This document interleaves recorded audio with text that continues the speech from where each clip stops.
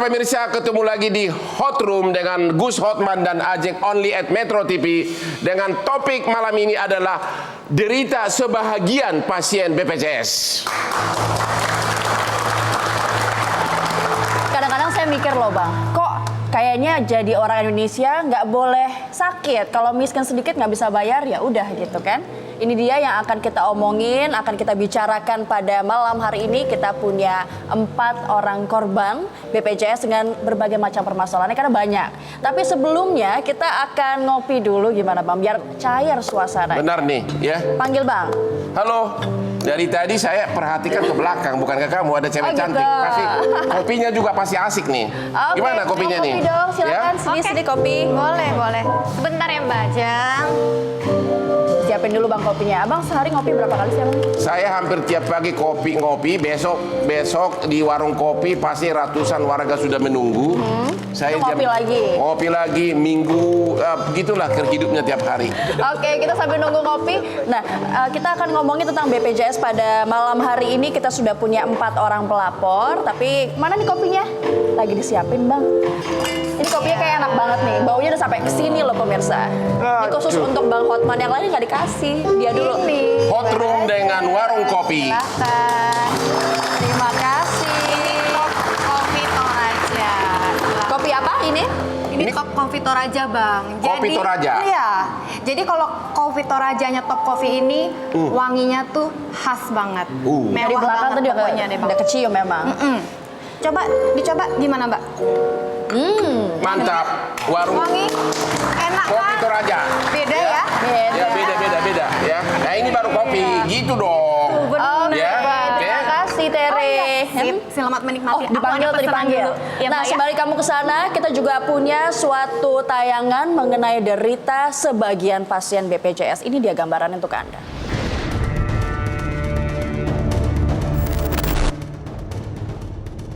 Sempat muncul wacana menaikkan iuran dan premi kepesertaan BPJS lantaran adanya defisit keuangan BPJS. Akibatnya Presiden Joko Widodo akhirnya turun tangan, menegur keras manajemen BPJS yang dianggap tidak mampu menyelesaikan masalah keuangan dengan baik. Kebijakan mengambil dana pajak rokok untuk menutupi 50% defisit keuangan BPJS pun diambil. Hal ini terpaksa dilakukan karena Kementerian Keuangan baru mampu memberikan dana talangan sebesar 4,9 triliun rupiah. Hal ini berimbas pada layanan pasien BPJS yang kerap dikeluhkan. Mereka mengeluh tidak dilayani hak kesehatannya sebagai warga negara peserta BPJS. Layanan yang lama, tidak berujung, membingungkan, dan akhirnya terlantar. Belakangan, masalah akreditasi rumah sakit yang bekerja sama dengan BPJS juga berujung pada pasien-pasien yang dirugikan. Pemberitahuan pemutusan kontrak rumah sakit dan BPJS secara mendadak tentu berimbas pada para pasien yang akhirnya harus mengulang fasilitas kesehatan tingkat pertama atau FKTP ke rumah sakit lain yang masih menerima BPJS. Mahalnya harga kesehatan bagi pasien BPJS akan menjadi topik Hot Room kali ini.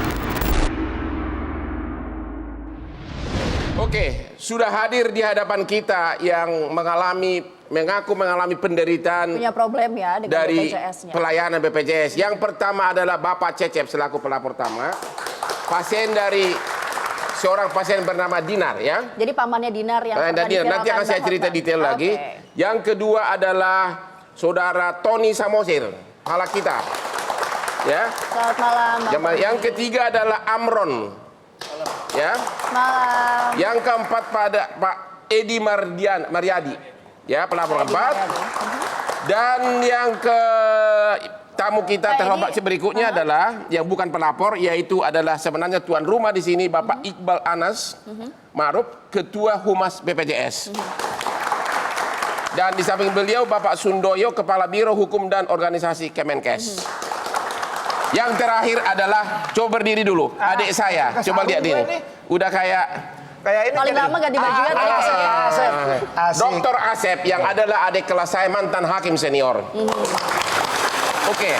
Ya, Pak Edi Haryadi ini tidak sendiri karena dia datang dengan istrinya, Ibu Juniarti, dan juga kuasa hukumnya, Bapak Rusdianto. Selamat malam. Oke, yang pertama adalah Pak Cecep. Saya beberapa minggu lalu hampir tiap hari dihubungi oleh seorang suami di WA terus, katanya istrinya bernama Dinar yang menderita kanker nasofaring. Sudah terlunta-lunta di berbagai rumah sakit, ya ditolak padahal dia pemegang kartu BPJS kelas 3. Terakhir dia datang ke IGD dari Rumah Sakit Cipto, tapi disuruh nunggu, habis itu disuruh pulang lagi, suruh nunggu pulang lagi, ya. Karena kondisinya juga sudah Ya, memungkinkan, akhirnya tanpa tidak pernah bisa mendapatkan kamar. Akhirnya suaminya terusan minta, saya lagi makan malam, akhirnya gua viralkan aja di RSCM, ya.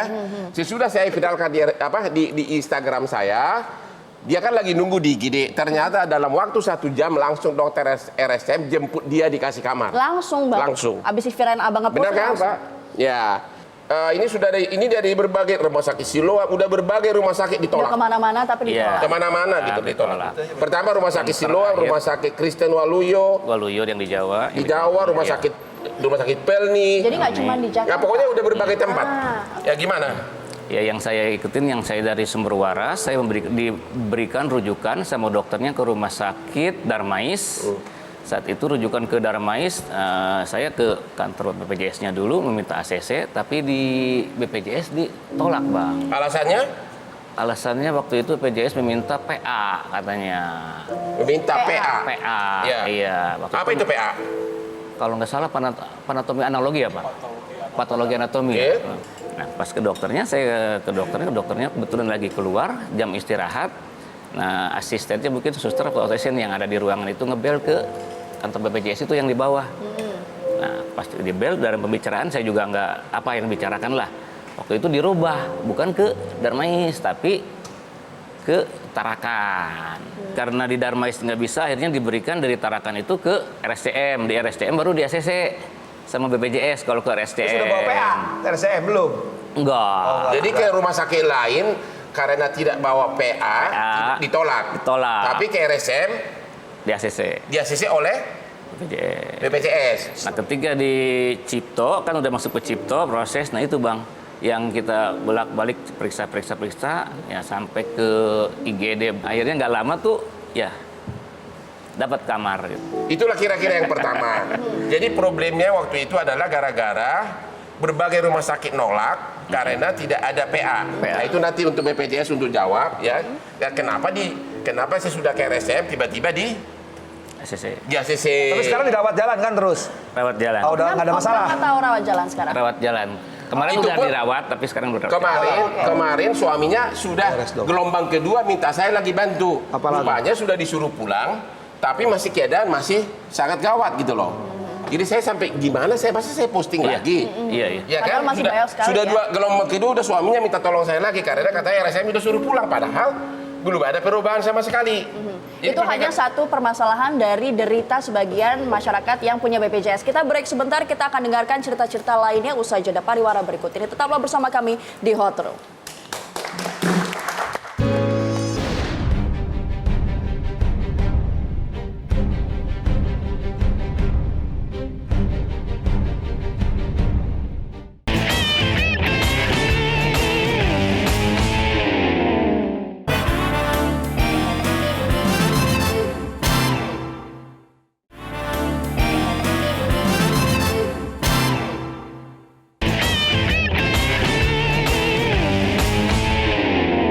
Kan udah masuk ke Cipto proses, nah itu Bang, yang kita bolak-balik periksa, ya sampai ke IGD. Akhirnya nggak lama tuh, ya dapat kamar.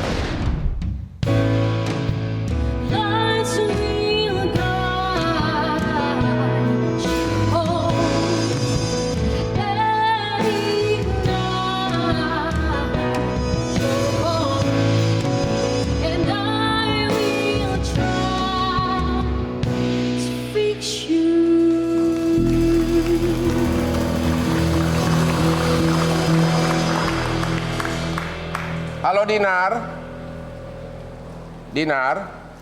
Halo, Assalamualaikum Dinar. Ini Dinar kemarin yang abang viralkan ya. Selamat malam dengan Ajeng dan Bang Hotman Paris, apa kabar? Iya, Sekarang masih dirawat di RSCM atau di mana nih posisi?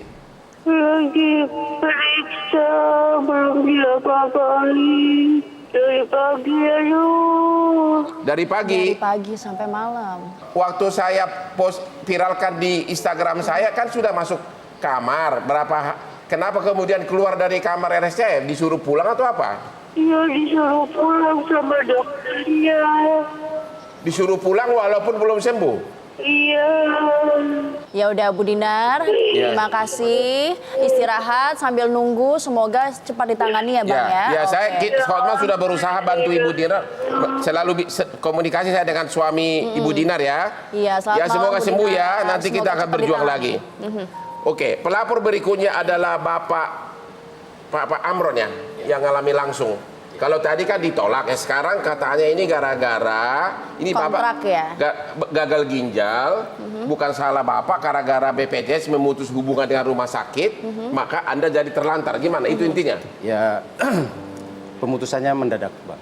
Pemutusan BPJS terhadap rumah sakit itu? Iya. Tiba-tiba Bapak Ya, tahu tiba. diputus saja kontraknya. Hari Kamis saya dipanggil, Oke. dikasih tahu pemutusan, harus cari rumah sakit, Harus cari rumah sakit? tempat hari yang baru. Tapi Oke. kan nggak mudah, Ya. karena masalah kesehatan pasien HD itu banyak. Ada yang hepatitis, ada yang nusuknya harus di paha, ada yang... Spesifik lah ya Pak ya pokoknya Dan itu ya. nggak mudah nyari Ya. tempat. Tapi saya hari Jumat langsung cari rumah sakit. Rumah sakit yang tidak BPJS atau apa? BPJS. Ya? BPJS. Dapat? Sakit yang Dapat. BPJS. Oke. Dan ada tempat. Oke. Lalu Jumat pagi, Kamis malam saya telepon ke rumah sakit dapat, Jumat pagi-pagi jam 8 saya mesti cek lab. Cek lab ini kan tidak di cover BPJS beberapa. Oke. Bayar, selesai, saya harus daftar ke unit HD-nya, lalu disuruh daftar dulu ke BPJS unit di rumah sakit itu. Tidak bisa, karena rujukannya rujukan manual, harus rujukan online, Bang. Rujukan dari siapa? Dari rumah sakit pengantar saya. Saya pasien gagal ginjal 11 tahun dan sehat. Ya. Jadi Gara-gara itu bisa. intinya ditolak oleh rumah sakit kedua hanya karena soal teknis rujukan dari rumah sakit pertama yang sudah diputus. Yang katanya harus online padahal cuma dikasih manual Ya. coret-coretan tangan. Terus apa yang terjadi? Ya, saya tunggu dari jam 8 pagi. Saya minta tolong ini karena besok pagi saya harus cuci darah. Ya. Kalau enggak itu bahaya. Ya, saya bisa mati atau keracunan. Padahal saya sehat 11 tahun loh, gagal ginjal. Mereka nggak punya jalan keluar BPJS yang di unit yang itu. kedua. Saya bilang gimana bisa online? Wong linknya aja sudah diputus sejak kerjasama itu kok mau ngunduh online ya nggak bisa. Ya saya diam aja sampai petugasnya pulang, jam kantor habis, saya masih duduk di situ. Lalu saya kontak ketua KPCDI, ya. Saya dikontak dari beliau langsung action. Akhirnya jam 6 saya dikontak. Semua BPJS dari Jakarta Selatan, dari Tangerang Selatan, saya diminta ngurus lagi, nanti akan dibantu. Saya bilang saya udah capek. Iya udah sakit harus tunggang Akhirnya- langgang urusin. Akhirnya gimana? Akhirnya bisa atau tidak? Akhirnya jam 10 malam, rujukan itu bisa keluar. Dikasih lewat WA saya. Enak. Walaupun tidak ada online yang diminta itu tadi. Itu rujukan Tapi online. harus susah Ya udah, payah pokoknya dulu akhirnya baru. masuk rumah sakit itu. Akhirnya saya bisa masuk rumah sakit itu, rujukan online-nya dapat. Pak Tony Samosir. Iya. Jadi per tanggal 1 Mei BPJS menerapkan aturan dari Kementerian Kesehatan. Jadi Kementerian Kesehatan kan regulator, Ya. membuat peraturan akreditasi rumah sakit. Tujuannya adalah untuk mutu pelayanan dan keselamatan Ya. pasien, profesionalisme. Ya. Jadi per 1 Mei. Jadi sebenarnya rumah sakit yang menutup akses komunikasinya rumah sakit dengan pasien yang terlalu segera untuk akhirnya pasien pindah rumah sakit. Jadi pada saat itu kita menghimpun, karena kita dari komunitas pasien cuci darah, Ya. menghimpun seluruh pasien yang ada di seluruh Indonesia, siapa yang mengalami kesulitan dan tidak bisa Dan ternyata banyak. cuci darah. Ada beberapa. Nah, kebetulan Pak Amron ini adalah bagian dari kita. Akhirnya dia berhasil. Anda lakukan apa? Oke, saya melakukan komunikasi dengan BPJS Kesehatan. Ya, Jadi saya akhirnya berikan BPJS datanya. yang- Saya pressure BPJS Kesehatan. BPJS Kesehatan langsung action, bertindak Yang di cepat. mana itu? Yang di kota itu? Langsung pada Pak Iqbal pada saat itu saya Oh, berarti komunikasi. agar pasien catat nomor handphonenya Pak Ibal ya. Oke. Ya, oke, yang ketiga sekarang kita dikejar waktu nih. Kalau tadi kan karena hubungan BPJS dengan rumah sakit diputus. Kalau sekarang saya lihat ini kepada Pak Edi Haryadi. Karena objek jenis penyakit itu, sakit itu tidak ditanggung lagi. Yang semula ditanggung BPJS, kemudian oleh BPJS dibilang jenis ini nggak ditanggung lagi. Itu. Coba ceritakan, singkat. Jadi ini peristiwa tahun lalu sebenarnya. 1 April 2018 itu BPJS mengeluarkan aturan untuk menghentikan penjaminan obat trastuzumab. Obat trastuzumab itu adalah obat yang penting dan esensial bagi penderita kanker payudara HER2 positif. Jadi semula di cover BPJS, tiba-tiba BPJS sepihak membatalkan. Membatalkan pada 1 Mei 2018 tahun lalu. Istri saya terdeteksi HER2 positif pada bulan Mei 2018. Ketika saya mengurus ke apotek ditolak karena BPJS tidak menjamin. Akhirnya saya bertemu dengan direksi untuk memprotes, untuk meminta kebijaksanaan. Direksi siapa? Direktur Pelayanan Jaminan Kesehatan BPJS Bu Maya Rusadi dan Ketua Dewan Pertimbangan Klinis Profesor Agus Purwodiwanto. Saya minta dengan baik-baik agar itu diberikan lagi, tapi tetap tidak diberikan. Akhirnya yang terjadi apa? Saya menempuh jalan hukum. Anda gugat dengan pengacara ini karena saya nggak punya uang untuk itu. Obat itu mahal, 25 juta satu. Sementara yang dijamin BPJS dulu 8 kali. Artinya saya harus mengeluarkan uang 200 juta. Terus Anda gugat BPJS dan Menteri Kesehatan? Saya gugat dari Presiden. Hah? Presiden. Presiden. Paling tertinggi. Yang masih menjabat kan? Iya. Oke. Ya, terus? Jokowi, terus saya Menteri Kesehatan. Menteri Kesehatan. Intinya Anda minta agar objek pertanggungan ini jangan tetap diteruskan. Hasilnya apa? Iya, pada waktu itu mereka juga mengetahui bahwa ini akan sulit untuk. Ya oke. Anda gugat Presiden biar tadi kan pakai. Anda gugat Presiden, gugat BPJS, Menteri Kesehatan juga. Ya. Minta agar jangan dihentikan objek pertanggungan ini. Iya. Karena semula di cover BPJS, Semula seenaknya dihapus gitu. Ya, jangan membuat aturan yang memutus di tengah-tengah Saya jalan dengar gitu. sebelum putus tiba-tiba dihidupkan lagi. Ada proses mediasi, Pak. Oke, mediasi.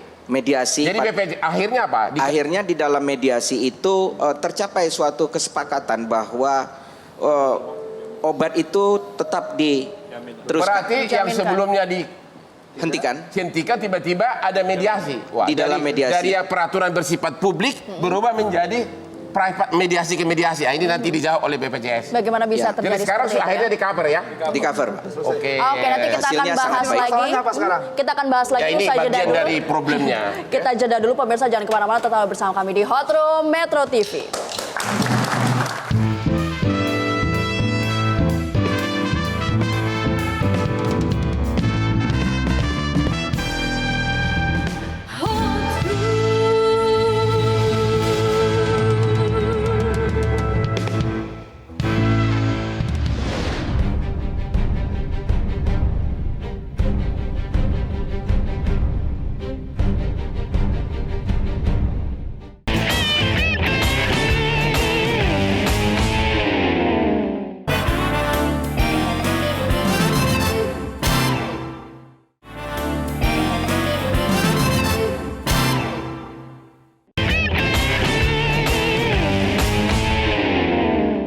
Saya tunggu dari jam 8 pagi.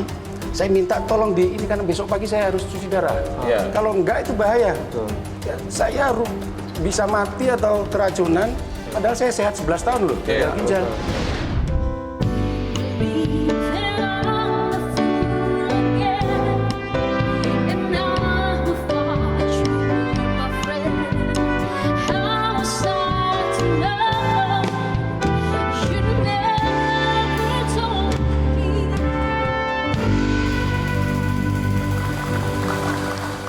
BPJS, bagaimana tanggapannya? Karena banyak sekali keluhan-keluhan. Nah, kita kasih ruang untuk menjawab segala keluhannya. Oke, BPJS dulu Pak. Ya, jadi ada 3 di sini tadi problematik hukum. Tolak BPJS sekarang menjawab. Pak Iqbal, Ketua Humas BPJS, gimana tanggapannya? Pertama, BPJS tidak ada maksud untuk menolak, karena itu bertentangan dengan prinsip pelayanan publik. Terkait yang disampaikan ketiga penderita tadi, tentu pertama kita berharap Mbak Dinar segera ada penyelesaian, nanti akan segera kita tindak lanjut ini. Tentu dokter yang paham lah kondisinya terkait dengan bagaimana kondisi pasien. Tentu kita harus cek Bang, apakah memang benar tidak ada tindakan apapun terhadap pasien. Yang kedua soal syarat patologi anatomi. Kita paham bahwa Rumah Sakit Kanker Dharma S itu rumah sakit kanker rujukan nasional. Ya. Di sana memang harus dipastikan tegak bahwa itu kasus kanker. Tidak bisa yang masih suspek, karena itu akan mendelay pelayanan terhadap orang yang benar-benar akan membutuhkan. Jadi kalau orang awam yang tidak ngerti PA minta kemana dulu gitu loh? Ya, tadi kan ada sumber waras, dirujuk kemana rumah sakitnya. Akhirnya kan dapat RSCM. Tetapi harapan kami sebetulnya ketika ada kendala seperti itu, boleh saja disampaikan ke Bang Hotman di Kopijonnya atau apapun, tetapi BPJS Kesehatan juga memiliki care center 1.500-400. Atau kalau kepepet bisa call saya langsung lah, saya bantu terkait dengan bagaimana sebetulnya transfer pasien ini.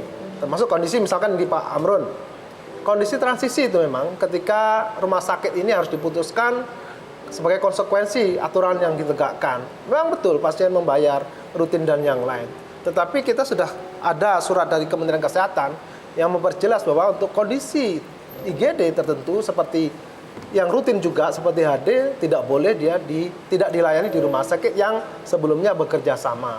Kasus beliau ini karena Bapak sudah dikontak. Menurut Bapak waktu itu yang salah siapa? Rumah sakit pertama atau yang kedua? Karena katanya hanya soal formal rujukannya. Harus online. Ya harus online. Sementara dia kan Bapak kan udah kasusnya lihat. Ya. Yang salah rumah sakit pertama atau yang kedua? Ini soal bahwa kriteria ya.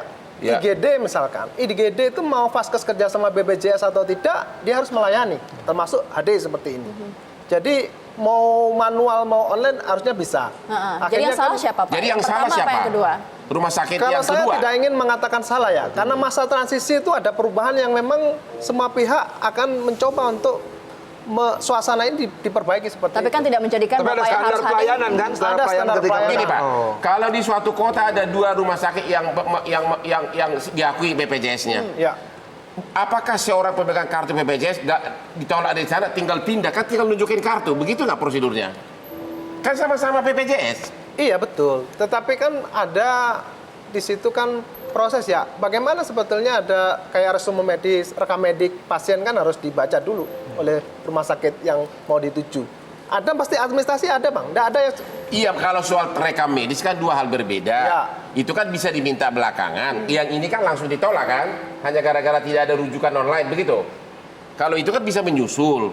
Maksud saya, kalau di suatu daerah ada 2 rumah sakit yang BPJS. Ya. Satu sudah tidak memenuhi syarat. Bisa nggak langsung ini pindah? Kan sama-sama sudah, ibarat asuransi kan sudah pemegang polis. Kemanapun dia asalkan itu BPJS, dia berhak. Iya. Kondisinya begini, ketika misalkan yang dicontohkan Abang tadi memang tidak bisa menerima lagi pindah ke rumah sakit sebelah, diterima. Kalau rumah sakit sebelah ini juga kosong. Seperti itu. Ada kan kita paham lah, mesin HD terbatas dan yang lain. Makanya kita Tapi juga tadi mencarikan. dibilang bukan karena mesin HD, karena rujukan doang. Iya. Rujukan online-nya tidak ada. Betul. Tidak ada Rujukan online, maunya- online disampaikan ke beliau bahwa memang karena sistem kita kan baik hati semua ya. Ketika dia diinput, dia langsung lari ke IT juga, sehingga ketika itu tidak dilakukan akan kesulitan. Nah ini kan proses Bang. Kalau kita mau jujur jam berapa sebetulnya itu diterima oleh Bapak? Jam 6, jam 10 sudah keluar kan Pak? Artinya ada proses di situ, 4 jam. Apakah 4 jam dianggap sebagai lambat? Ya tapi kan dia 4 jam setelah ada aktivis lapor. bergerak gitu. Kalau Ya. dia cuma warga biasa yang tidak tahu apa-apa bisa berhari-hari kali Makanya. kayak si Dinar. Dinar ini kan sesudah viral di Instagram saya baru RSCM bertindak. Forum Abang ini penting menurut saya ya, untuk menyampaikan bahwa pasien itu bisa mengakses layanan call center BPJS 1.500-400 atau di Instagram BPJS. Oke, kita beralih ke Pak Sundoyo dulu selaku Kepala Biro Hukum dan Organisasi Kemenkes. Bagaimana kalau misalnya dari Kemenkes sendiri? Pertanyaan terutama untuk Bapak adalah dari segi pengawasan. Boleh nggak seenaknya BPJS mengatakan penyakit ini nggak di-cover lagi seperti yang dialami oleh pelapor ketiga? Pak Edi. Atau gini Bang, tanya, ada aturan nggak penyakit-penyakit apa saja yang tercover oleh BPJS? Itu mungkin nggak jelas bagi para Ya. pasien. Baik, terima kasih Bang Hotman. Mungkin sebelum saya jawab pertanyaan, saya ingin katakan begini dulu, bahwa sampai dengan saat ini, peserta BPJS yang sudah tercatat itu adalah 223 juta. 223 juta. 223 juta. Dari 223 juta itu, hampir 650 ribu setiap hari itu masuk ke akses ke fasilitas. Ya. Yang kedua saya ingin katakan begini dulu, bahwa ada satu prinsip dasar yang ada di dalam Undang-Undang Kesehatan. Yang pertama adalah bahwa fasilitas kesehatan itu tidak boleh menolak pasien dalam kondisi gawat darurat. Itu prinsip. Bahkan konsekuensi atas penolakan itu ada sanksi pidananya. Kalau selalu dibilang tidak ada kamar, gimana Pak? Iya. Whatever. Yang dialami Dinar. Whatever. Ya. Karena persoalan gawat darurat ini memang ada beberapa persepsi. Gitu. Gawat darurat menurut masyarakat, padahal dia bukan gawat darurat. Tapi ini kan udah kanker parah yang Dinar ini. Oke, sebentar. Ya. Yang mengatakan parah atau tidak parah, mestinya kan bukan pasiennya, mestinya bukan keluarganya, tetapi itu adalah tenaga medisnya, dokternya gitu. Itu yang pertama. Yang kedua, saya ingin katakan begini. Setiap fasilitas kesehatan itu adalah punya kemampuan pelayanan, punya kompetensi pelayanan. Maka ada yang disebut dengan pelayanan kesehatan tingkat pertama, tingkat kedua, dan tingkat ketiga. Nah, ketika peserta BPJS ini adalah akan mengalami gangguan kesehatan, dia pasti akan ke FKTP dulu, ke puskesmas, ke klinik, dan segala macam tadi. Ketika puskesmas, klinik ini dia adalah tidak mampu untuk menangani pelayanan tadi, baru dia akan dirujuk ke fasilitas kesehatan tingkat 2. Tingkat 2 tidak bisa, baru ke tingkat 3. Inilah yang tadi disebut oleh Pak Iqbal menerapkan sistem merujukan online tadi. Nah, terkait dengan beberapa keluhan tadi yang disampaikan. Yang pertama terkait dengan masalah pasien Dinar tadi. Kalau ini dikaitkan dengan persoalan rujukan yang online tadi, itu sekali rumah sakit itu menginput, itu pasti harus disertai dengan data yang ada. Sakitnya apa, diagnosisnya bagaimana, sudah pernah dilakukan pemeriksaan atau belum. Kalau pemeriksaan tadi yang disebut PA itu seperti apa gitu. Tujuannya apa? Agar pada saat pasien itu masuk ke rumah sakit berikutnya tidak perlu dilakukan pemeriksaan yang macam-macam, Ini sehingga harus lebih dilakukan efektif. pasiennya atau dari pihak rumah sakit? Dari pihak rumah sakit itu kalau dari semula udah ditolak, bagaimana dia memeriksa PA? Orang dari pertama kali si Dinar ini sudah ditolak oleh rumah sakitnya. Sebenarnya begini, bukan persoalan ditolak, Bang. Gini, kita tahu tadi sudah kita sampaikan 338 juta itu akses, 650.000 itu per hari. Ketika online itu adalah di input ini dari pasien yang datang ke rumah sakit tadi, itu begitu di input ini pasti di sini penuh, di sini penuh, di sini penuh itu. Mungkin barangkali ini yang disebut nolak, padahal memang dia adalah penuh. Tapi kalau misalnya dia langsung masuk ke IGD tanpa dia melalui FKTP tingkat kedua, tidak melalui itu, tetapi dia memang betul-betul dalam kondisi gawat darurat, pasti akan dilayani. Oke, kita akan jeda sebentar, tetapi sebelumnya kita akan sajikan info mengenai penyakit kronis yang menjadi beban BPJS Kesehatan. Ini dia.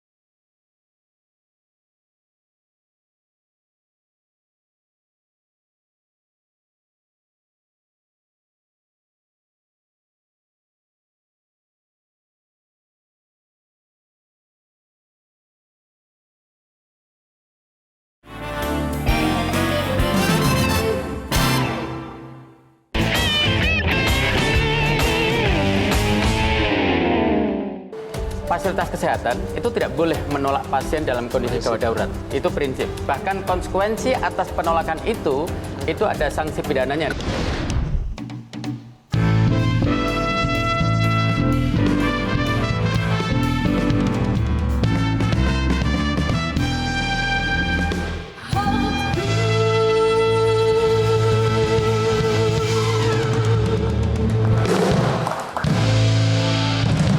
Agar lebih beruncing, saya langsung aja nanya dulu kepada Pak Iqbal. Dalam contoh kasus Dinar, dia dari pertama sudah ditolak. Dia pemegang kartu BPJS jenis ketiga. Kalau alasannya tidak punya analisa PA, PA? Analisa patologi. Ya bagaimana dia bisa dapat, orang dari sejak semula udah nggak diterima? Nggak ada yang layanin ya Pak? Kan dia tidak bisa beli analisa patologi dari warung. Harus cetak rumah sakit kan? Jadi gimana itu Pak? Jadi pertama, kan tidak tiba-tiba Dinar itu datang ke rumah sakit lain. Tadi ada sumber waras tadi, Pak. Sudah semua rumah sakit tolak. Maksud saya ketika dirujuk dari sumber waras, indikasinya apa? Kan kita harus kerucutkan Kenapa ditolaknya ini? Kan Gini aja pertama. Ya. Kalau saya merasa pertama kali ada kelainan, saya merasa ada sesuatu masalah Tidak enak serius. lah, badan tidak enak. Badan tidak enak. Terus saya langsung datang ke rumah sakit, ya. Dan saya sudah ditolak karena ada gejala kanker gitu loh, misalnya oleh dokter tersebut. Bagaimana, apa alasannya ditolak sementara saya belum pernah ke dokter gitu loh? Nggak tahu sebenarnya apa kalau terjadi saya dalam misalkan tubuhnya. sebagai orang, mana tahu saya punya kanker atau tidak? Betul. Kan ada proses di sana. Ya berarti kan harus, masalahnya proses itu dimulai juga kagak, jadi kemana gitu loh? Jadi misalkan begini, dia datang ke vaskes tingkat pertama misalkan. Ditolak langsung? Masa badan. Oh enggak ada tolak. Katanya ditolak dari awal. Gimana Pak Caca? Enggak ada ceritanya kita menolak di tingkat pertama, menolak tiba-tiba. Ya, Yang pertama mana yang pertama, Pak? Ini dari Sumber Waras atau Bun dari Tarakan? Dari awal dulu, dari awal. Rumah sakit Rumah sakit pertama. Dari Rumah rumah sakit sakit pertama Sumber Waras memberikan diterima, dirawat, Bang, diberikan rujukan sesuai dengan penyakitnya. Ya. Yang dituju ya rumah sakit yang ahli tumor itulah Darmais ya di situ. Tolak. Itu sudah ada rekam medis dari itu ya pertama kan? PA-nya aja dari scanan semua ada. Nah yang ditanya PA itu ya, saya juga kurang paham gitu kan. PA. Akhirnya dirujuk ke Darmais. bukan ke Tarakan, karena BPJS menolak ke Darmais. Di Tarakan pun setelah dirawat, setelah apa, diberikan rujukan sama Tarakan sesuai dengan penyakitnya ke Darmais juga. Tapi di BPJS ditolak juga ke Darmais itu. Karena PA. Jadi PA itu selalu jadi masalah sebenarnya. PA harusnya dapat dari siapa itu Pak? Ya rumah sakit Tarakan tadi. Sering terjadi, sudah di RSCM antara lain yang dialami oleh Dinar, sudah berhari-hari datang selalu berobat jalan, nanti datang lagi. Selalu alasan tidak ada kamar. Ya, alasan tidak ada kamar. Mungkin kita tahu RSCM itu kan sangat favorit seluruh Indonesia. Ya. Lengkap. Tapi ternyata sesudah saya viralkan langsung ada kamar. Gimana pendapat Bapak? Apa yang terjadi? Kok tiba-tiba langsung ujuk-ujuk? Ya ketika diviralkan itu kebetulan kamarnya sudah kosong. Yang disampaikan Pak Sundoyo tadi benar bahwa utilisasi penggunaan fasilitas kesehatan itu meningkat sekali sejak tahun ke-6 JKN ini. Semua rumah sakit penuh Pak. Saya saja Kepala Humas BPJS Kesehatan, ketika anak saya jatuh sakit appendektomi, saya juga kesulitan dari rumah sakit. Kenapa? Sebetulnya akses terhadap fasilitas kesehatan itu menjadi mudah untuk masyarakat yang selama ini susah mengaksesnya. Itu sebetulnya apakah itu bisa membuka ada kolusi? Kalau kita berprasangka negatif pasti ada bilang kolusi. Tapi bagaimana BPJS mengawasinya agar jangan terjadi? Makanya ada sistem dibikin oleh Kementerian Kesehatan bagaimana mengatur kompetensi masing-masing fasilitas kesehatan itu. Jadi ini kan semua berdasarkan indikasi medis. Tidak bisa tiba-tiba karena dia merasa kelas 1 BPJS Kesehatan datang ke RSCM minta dilayani. Padahal ada yang lebih membutuhkan di sana. Mindset kita harus diperbaikilah bahwa tidak semuanya kasus harus spesialistik. Non spesialistik bisa dikerjakan dokter umum. Solusinya untuk masyarakat kalau menghadapi seperti yang dialami itu agar cepat dapat perhatian dari BPJS gimana caranya? Solusinya gampang. Yaitu? Kayak mention abang misalkan di IG BPJS Kesehatan _RI. Oh ada IG BPJS Kesehatan. Ya, nanti tinggal di mention di sana, nanti kami care center akan bergerak cepat supaya segera bisa ditangani. Call center-nya berapa tadi Pak? Tapi kalau viral rame nanti nggak cukup lagi gimana itu? Rame diviral-viralkan. Jadi langsung segera tahu IG-nya call center gitu ya? Ya, siap. Oke, apa lagi? Semua medsos kami ada Twitter, Facebook. Jadi segera para masyarakat main medsos, main IG agar pressure gitu loh. Siap. Oke. Siap. Pak Sundoyo. Kalau saya buka asuransi kebakaran, saya udah bayar premi, kan tidak bisa dong. Objeknya kan kebakaran. Tidak bisa dong tiba-tiba karena merugi misalnya nih ya, asuransi mengatakan kebakaran nggak ditanggung lagi. Sama seperti yang dialami oleh beliau ini. Jenis penyakit itu semula ditanggung, tiba-tiba nggak ditanggung lagi. Aspek hukumnya gimana tuh? Sebenarnya kalau itu pertanyaannya Bang, terkait dengan persoalan manfaat yang dijamin dan tidak dijamin. Di dalam Undang-Undang Nomor 40 tahun 2004 itu dinyatakan bahwa pasien itu berhak untuk mendapatkan pelayanan promotif, preventif, kuratif, dan rehabilitatif. Nah, terkait dengan manfaat tadi itu minta diatur di dalam peraturan presiden. Dulu awalnya BPJS Running ini ada peraturan presiden nomor 12 tahun 2013. Memang ada di undang-undang diuraikan mana penyakit, mana penyakit. Tidak, adanya di dalam peraturan presiden. Indikatornya adalah sepanjang sesuai dengan indikasi medis indikasi dan medis. itu adalah bukan masuk ke dalam list yang tidak dijamin, itu pasti akan ditanggung. Saya oleh kasih BPJS. contoh pertanyaan lebih detail. Ya. Di daftar itu ada nggak cacar monyet? Cacar monyet nggak ada. Oke, kalau tiba-tiba Ada misalnya ada orang Amit, cacar amit, monyet, amit, amit. bisa nggak dikatakan bahwa itu tidak di-cover BPJS? Kalau itu saya menjawabnya begini, saya menggunakan analogi yang terbalik. Yaitu? Maksudnya analogi yang terbalik adalah begini, kalau sekarang ini di dalam Perpres 82 di pasal 52 itu adalah dinyatakan bahwa penyakit yang tidak dijamin adalah A, B, C, D, F. Cacar monyet tidak ada di dalam daftar Nah, itu. lantas gimana? Ketika ini tidak ada dalam daftar itu ya sepanjang dia sesuai dengan indikasi medis pasti dijamin. Oke. Karena justru listnya itu adalah justru yang tidak dijamin. Oke, kita akan buka juga pertanyaan. Ada beberapa orang yang bertanya di sini dalam solusi hot room berikut ini.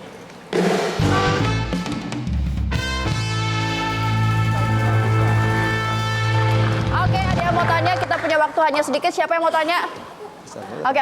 Apa yang mau tanya? Ini kan in case nih, misalnya kayak tadi saya udah dengarkan dari pamannya Mbak Dinar. Ya. Kalau misalnya kita di rumah sakit nih Pak, udah beberapa jam kita coba urusin, tapi ternyata kasarnya kita masih dicuekin Ditelantarin. Pak. Ditelantarin. Kita kan sedih pasti Pak, kecewa. Kita bisa nggak sih Pak nuntut Cantik ini rumah nggak mungkin sakitnya terlantarin itu? kok, cantik Oke, sama Pak. dokternya. Jadi terlantar katanya. Gimana prosesnya gimana Bisa kalau nggak, Pak? ditelantarin? Kita, Apa langsung sewa pengacara, gugat atau gimana? Saya dengar pertanyaan Mbak Teri aja sedih. Jadi pertama begini Mbak, sebetulnya di rumah sakit ada pusat pengaduan informasi. Jadi pasien bisa datang ke pusat pengaduan itu untuk menyampaikan keluhannya. Dan itu akan segera pasti ditindaklanjuti Pak Sundoyo ya, karena ada kriteria yang harus dipenuhi oleh teman-teman di frontline petugas pengaduan dimaksud. Atau kalau memang mention di akun medsos BPJS Kesehatan, follow aja akun medsos BPJS Kesehatan sehingga informasi-informasi lebih mudah Pak. Jadi jangan sampai ada kasus orang tidak ditangani tetapi tidak tahu harus kemana. Nah, itu yang banyak terjadi itu Pak. Oke, jelas ya. Oke, waktu kita udah nggak banyak. Untuk hari ini, ada solusi apa dari Bang Hotman terakhir nih? Oke, kalau solusi dari saya, ini kan bersifat teknis operasional.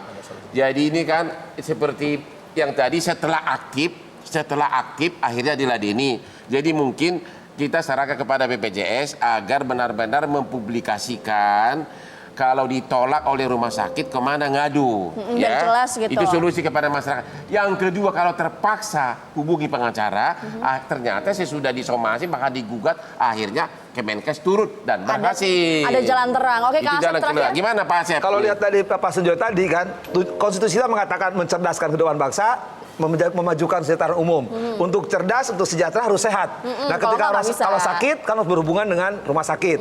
Nah, ini jadi masalah. Saya pikir ada kewajiban rumah sakit pemerintah ikut BPJS. Rumah sakit swasta kan banyak. Jangan sampai banyak saudara-saudara kita yang harusnya dilayani tidak dilayani karena kebutuhan. Saya pikir harus dihimbau sekarang. Seluruh rumah sakit swasta harus ikut BPJS. Suka nggak suka karena wajib melayani. Dan pemirsa, itulah akhir dari perbincangan kita, derita sebagian pasien BPJS. Abang tadi katanya mau terima kasih sama siapa?